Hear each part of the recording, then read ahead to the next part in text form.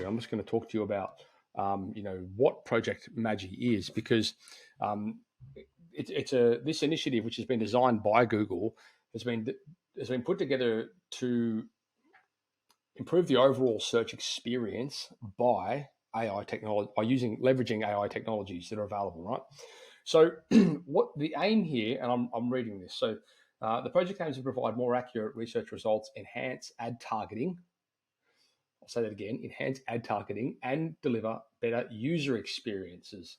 So, by using AI algorithms, Project Magi can optimize content for trade businesses, helping them rank higher on search engine result pages, or the SERPs, and attract more customers. So, that's really cool, because this is, like I said before, something that's kind of been a little bit stale.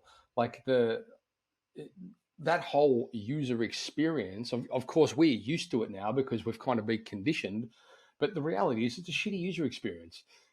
You end up sitting there for hours trying to find something. You very rarely find exactly what you want. Like, it's a shitty user experience. There's no other way to describe it.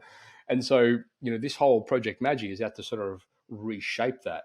Hey, this is Matt Jones, and if you like this clip, make sure you subscribe and check out this just as good clip on my right here. Something tells me you're going to like it.